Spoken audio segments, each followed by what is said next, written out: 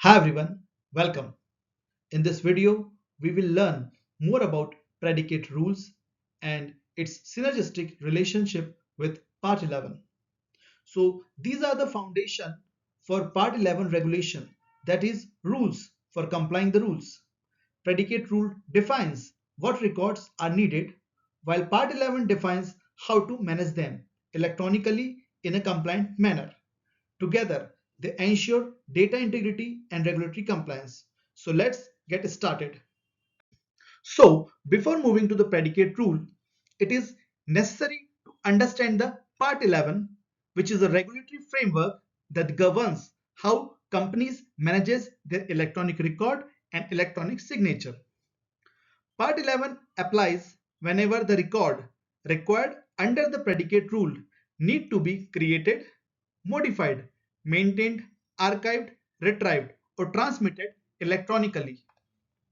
The 21 CFR Part 11 regulation for electronic record and electronic signature was originally published in year 1997 as a legally enforceable rule, setting a stringent requirement for electronic compliance in FDA-regulated industry. However, its strictness led to industry challenges. To address these concerns, the FDA released the 2003 Guidance for Industry, offering non-binding recommendation and clarify areas of enforcement discretion. These guidance aim to balance the regulatory expectation with practical implementation, focusing on critical areas like data integrity and audit trails.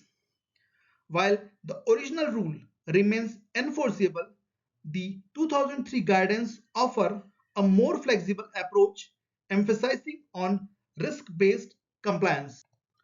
And the word predicate rule is many times used in these scope and application guidance for industry.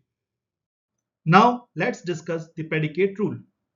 Any requirement set forth in the Federal Food, Drug and Cosmetic Act, Public Health Service Act, or any FDA regulation like Part 211, that is the current good manufacturing practices for finished pharmaceutical, Part 820, that is the quality system regulation for medical devices, or Part 58, that is the good laboratory practices for non-clinical laboratory study. Predicate rule mandates what records must be maintained, the content of the record, whether signature is required, how long record must be maintained. If there is no FDA requirement that a particular record be created or retained, the 21 CFR Part 11 most likely not applied to the record. Predicate rules are originally applied to paper records with handwritten signature. Due to Part 11, they are also applicable to electronic records and electronic signature used for compliance purpose. Part 11 are not meant to replace or override the other existing regulation pertaining to the signature and record. Now let's have an example how Part 11 ensure compliance to the predicate rule. The batch production and control record has requirement that an accurate reproduction of the appropriate master production or control record checked for accuracy, dated and signed. This clause requires that the BPCR must include an accurate reproduction of master production or control record. These records must be checked for accuracy, dated and signed to verify the check. Now, the Part 11 has controls to ensure these requirements. For example, system validation, which ensures that electronic system reliably create and store accurate master production record. Audit trails that logs all changes to electronic records, capturing who, when, and what was modified.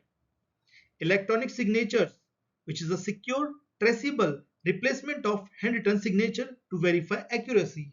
Access control that restrict record creation, editing, and approval to only authorized persons. At the end, to summarize in a single sentence, predicate rules defines what records are required, while Part 11 outlines how to manage those records electronically in trustworthy and compliant manner. Thanks for your time. Hope you like this video. Do follow on YouTube and LinkedIn. Happy learning.